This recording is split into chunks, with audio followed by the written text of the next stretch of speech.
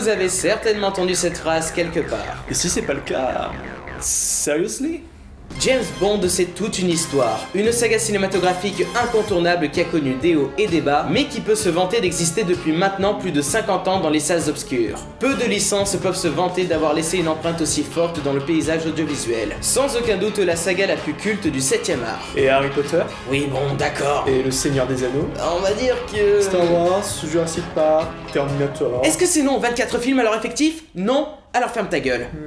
L'organisation était plus sympa avec moi. Cette petite vidéo permettra aux néophytes qui ne connaissent James Bond que par le biais de Pierce Brosnan ou Daniel Craig de savoir pourquoi cet univers a autant marqué le cinéma et surtout comprendre pourquoi Meurt un autre jour est un mauvais film. Ouais, super sympa pour les gens qui ont aimé. Que serait James Bond sans certains noms emblématiques pour les fans de la saga? Le créateur de l'univers littéraire de James Bond, Ian Fleming, les producteurs de l'adaptation cinématographique officielle, Albert Broccoli et Harry Saltzman, des doublures ayant assuré les cascades les plus spectaculaires, Bob Simmons et Rémi Julien, des décors époustouflants designés notamment par Ken Adam, et non pas Kev Adams! Des compositeurs talentueux qui se sont succédés au sein de la franchise, notamment John Barry, le principal chef d'orchestre de la saga. Des génériques attrayants interprétés par des artistes renommés.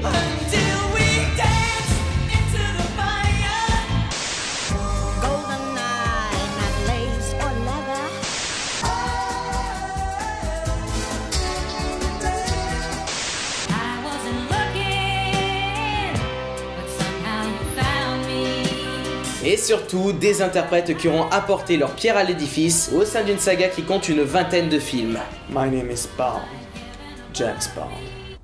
Non, laisse tomber, ça le fait pas du tout avec toi. C'est donc en 1962 que le monde a pu découvrir le premier film de la saga officielle de la EN Production, Dr. No. Ah, quand le frère qui s'appelle Dr. Yes? Et dès le début, le ton est donné. James Bond, 007. License to kill whom he pleases, where he pleases, when he pleases. Un agent secret qui doit affronter une force invisible, à savoir ici le Spectre, dirigé par l'un des ennemis les plus emblématiques de la saga, Ernst Stavro Blofeld.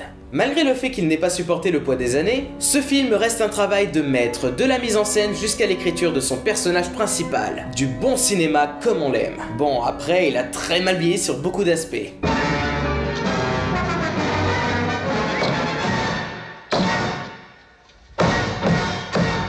Mais cela ne change en rien l'excellence du long métrage. La composition du cadre élégante, le scénario maîtrisé à la perfection pour du cinéma d'espionnage, la piste sonore audacieuse, et bien sûr le charisme de Sean Connery. Tout cela fonctionnait à merveille, c'était limite la perfection du genre à l'époque. Le premier film a marché et les deux suivants ne feront que confirmer ce succès. Bon baiser de Russie et Goldfinger.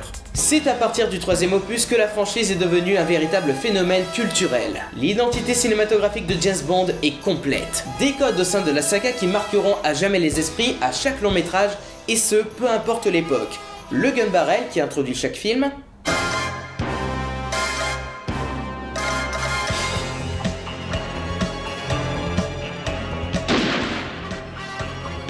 le thème principal composé par Monty Norman et John Barry,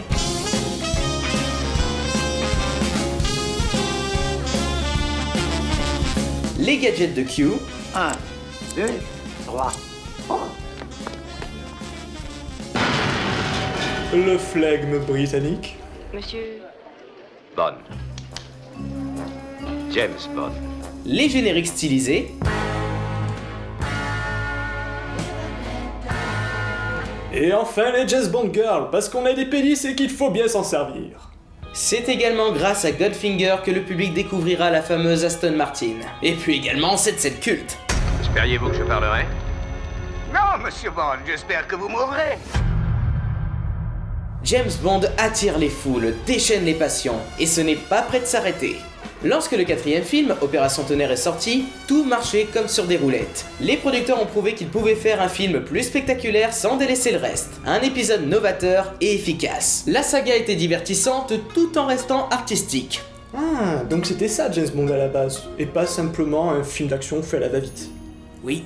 Après, je ne suis personnellement pas fan de ce long métrage. Je peux comprendre pourquoi la majorité des fans le considèrent comme le meilleur, mais moi je n'arrive tout simplement jamais à rentrer dedans. Moi ça va.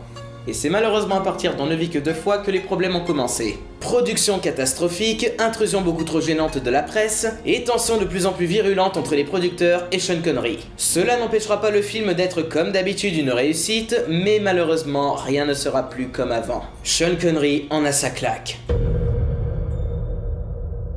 La pression du public trop envahissant, le salaire pas assez haut selon lui, et les nombreuses mésententes avec les producteurs ont eu raison de son envie de rester dans la franchise. L'acteur quitte donc le navire, plein de rancune. Vous venez de tuer James Bond.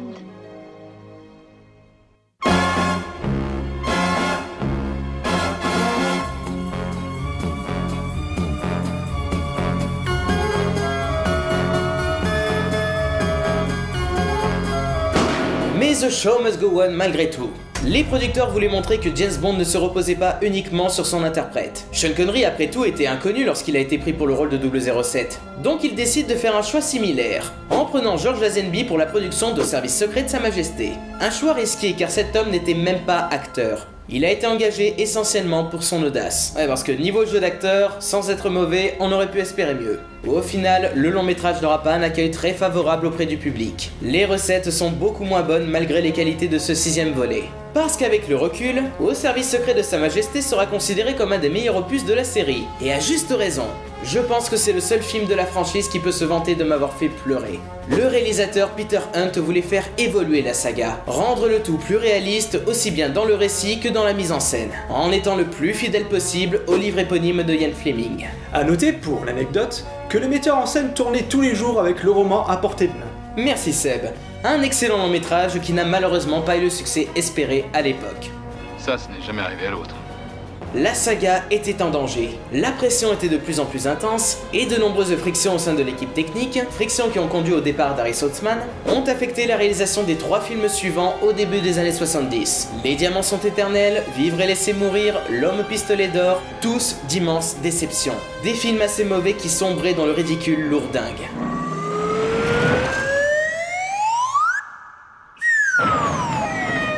C'est toi qui as rajouté le bruitage? Non, même pas. L'arrivée de Roger Moore n'a rien arrangé à l'affaire. Peu à l'aise dans le rôle, il peine à convaincre dans ses 2 premiers films, donnant l'impression d'imiter Sean Connery. Ah super, il arrive même pas à viser droit pour son gun barrel. L'échec de L'homme au pistolet d'or a remis les pendules à l'heure. Après 3 mauvais films, la licence ne pouvait pas se permettre une nouvelle erreur. Si le film suivant ne fonctionnait pas, il était évident que ce serait la fin de James Bond au cinéma. It's the biggest, it's the best, it's Bond. And beyond. Au final, avec ce 10e film, c'était le jour et la nuit par rapport au film précédent. Parce qu'il n'y a quasiment rien à reprocher à ce long métrage. Et cette affreuse Lotus Esprit, tu crois que c'est pas un défaut? C'est toujours mieux qu'une 2 chevaux. En effet. Ouais, c'est vrai que remplacer l'Aston Martin par ça, c'est discutable. Mais sinon, c'est un formidable film d'aventure, drôle, romantique et spectaculaire. On sentait vraiment le désir de l'équipe technique de faire le meilleur James Bond qui soit. Et ils y sont arrivés. L'espion qui m'aimait fait incontestablement partie de mes films préférés de la saga. C'est alors que James Bond devient une icône, une marque, une valeur sûre. Et ça, les producteurs en sont parfaitement conscients, mais ne veulent plus connaître un échec tel qu'avec le 2e film de Roger Moore. Ils décident donc de surfer sur ce qui a cartonné à l'époque, la science-fiction. Rencontre du 3e type et Star Wars avaient fait d'excellentes recettes. James Bond n'était plus la poule aux œufs d'or et il fallait faire illusion le temps d'un long métrage. Leur solution ? Faire concurrence à Star Wars. Mais la science-fiction et James Bond, c'est pas un peu inadapté? C'est bien, tu commences à réfléchir. C'est là que sort Moonraker, l'un des films les plus détestés de la saga. James Bond dans l'espace, c'était trop d'un coup.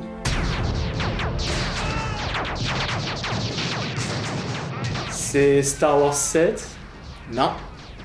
En fait, James Bond part vraiment en couille. Ouais. À la frontière du nanar, Moonraker est considéré comme une anomalie. Un film opportuniste où l'agent britannique a définitivement perdu tout ce qui faisait son charme. Tout avait disparu au profit de la superficialité. Même Roger Moore semble trop éloigné du personnage de Bond. La classe et l'élégance ont laissé place à l'humour grossier et envahissant.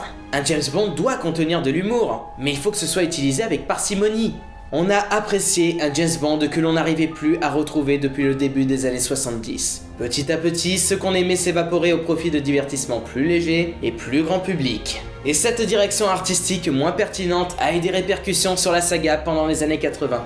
Le désir de revenir aux sources était présent, mais la sauce ne prenait plus. Les 3 films suivants de Roger Moore étaient certes pleins de bonnes intentions, mais la qualité décroissante des longs métrages n'a pas échappé aux spectateurs, qui se sont empressés de suivre des divertissements plus modernes et plus modestes, tels que Mad Max, Terminator, Rambo, L'Arme Fatale ou Le Flic de Beverly Hills. Comment ça, plus modeste? Vois-tu, les films que je viens de citer, ils avaient des petits budgets, alors que les James Bond coûtaient de plus en plus cher. Désormais, les producteurs engagent des techniciens plus préoccupés par l'efficacité plutôt que l'artistique. Les scénarios étaient plus minimalistes par rapport aux films des années 60, et le ton plus léger des films les rendait moins pertinents. Parce que... devinez comment ils ont tué Blofeld, l'un des ennemis les plus emblématiques de la saga.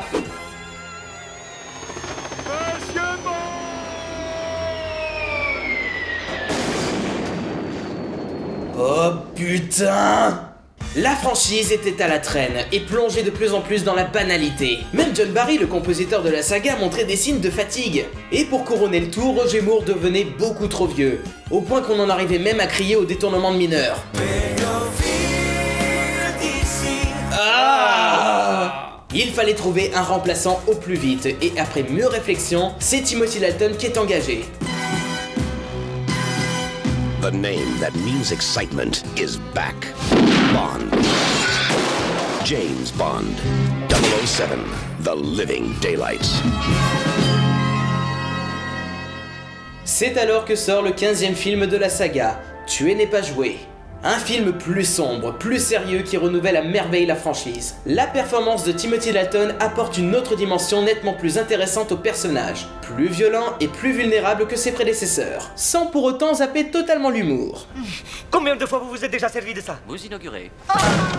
Un humour ne prenant à aucun moment le pas sur le reste. Une interprétation plus fidèle des best-sellers de Ian Fleming. James Bond est enfin de retour dans un film plus maîtrisé et plus haletant. Même John Barry tira son épingle du jeu en proposant l'une de ses meilleures OST pour sa dernière participation au sein de la franchise. Tu es parti la tête haute, John.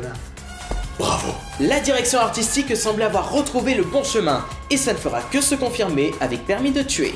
Un James Bond très en avance sur son époque, parfaitement en accord avec l'esprit de la saga. Comme disait Ian Fleming, James Bond est destiné à un public averti, et Permis de tuer ne l'aura jamais aussi bien compris. Un récit passionnant où 007 se livrera à une vendetta personnelle immorale en désaccord avec ses supérieurs du MI6. Oui, parce que dans celui-là, il se fait carrément retirer son permis de tuer. Ce film était certes moins drôle que les précédents, mais nettement plus viscéral et violent. Et au fond, je ne peux être que satisfait de ça, parce que James Bond, c'était ça à la base.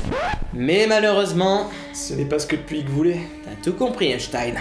Ce 16e film obtient un score mitigé au box-office. Le public n'adhère pas à la nouvelle interprétation plus glaciale et détachée du personnage de Bond, sûrement encore trop nostalgique des opus précédents avec Roger Moore. Sorti trop tôt ou trop tard, Permis de tuer était malheureusement coincé. Et comme si ça ne suffisait pas, des problèmes de droit empêchent la production d'un nouveau film James Bond avec Timothy Dalton. L'attente a été longue. Combien? 6 ans. Ah ouais, quand même.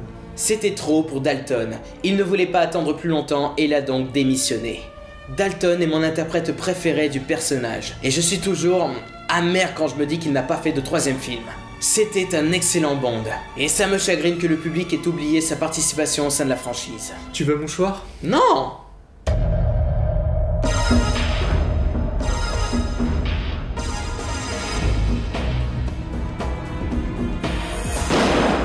Mais il faut savoir avancer. Dalton ayant démissionné, c'est Pierce Brosnan qui arrive à la rescousse.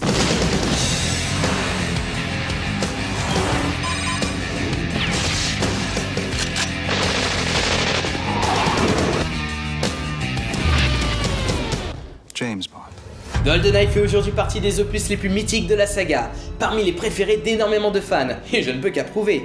C'est mon film préféré de la saga. Albert Broccoli, trop fatigué pour tenir la production de ce long métrage, laissera ses enfants s'en charger. L'homme mourut peu de temps après la sortie du film.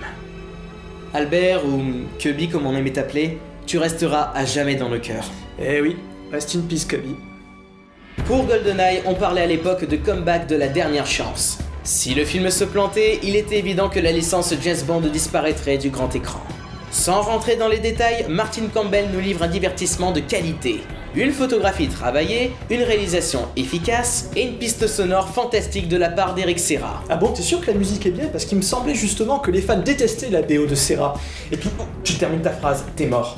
Une résurrection qui fait une relecture efficace de la licence sans dénigrer le passé pour autant. James Bond sait d'où il vient, mais sait également où il doit aller pour avoir de nouveau l'adhésion du public. Pierce Brosnan s'impose dès le début comme étant un James Bond fiable. Et grâce à sa mise en scène élégante et un scénario diablement intelligent, GoldenEye cartonne en salle.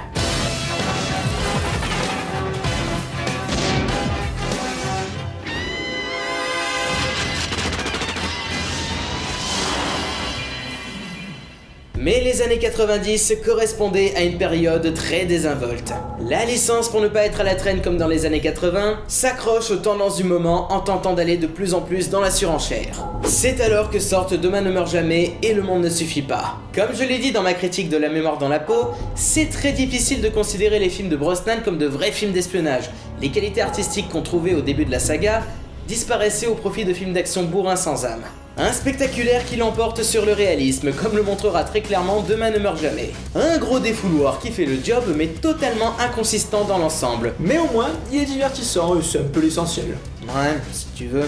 Le monde ne suffit pas est un autre cas de figure. Si le long métrage est nettement plus maîtrisé que le précédent, il piétine à cause de séquences d'action placées n'importe comment au sein de l'intrigue et d'un casting très décevant, notamment Denise Richards, l'une des plus grandes erreurs de casting de la saga. Après, je vais me faire l'avocat du diable, mais je trouve qu'on a tendance à un petit peu trop rabaisser ce film. C'est certes un Bond très classique, mais il a l'avantage d'avoir un vrai metteur en scène derrière la caméra, c'est-à-dire Michael Apted qui avait vraiment envie de creuser beaucoup plus le personnage de 007. C'est un film nettement plus intéressant que Demain ne meurt jamais.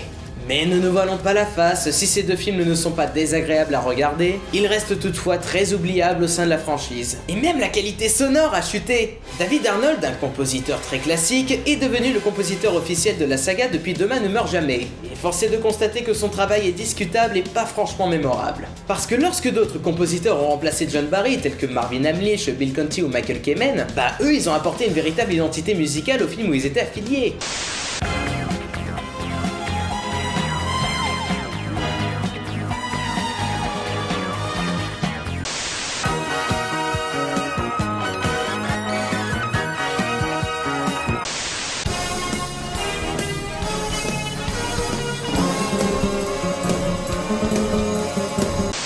Même la soundtrack d'Eric Serra, que beaucoup de fans critiquent de façon complètement injuste me concernant, au moins elle était marquante, dès qu'on l'écoutait on savait d'ores et déjà que c'était GoldenEye. Et puis cette chanson quoi, vous pouvez pas dire qu'elle est mauvaise.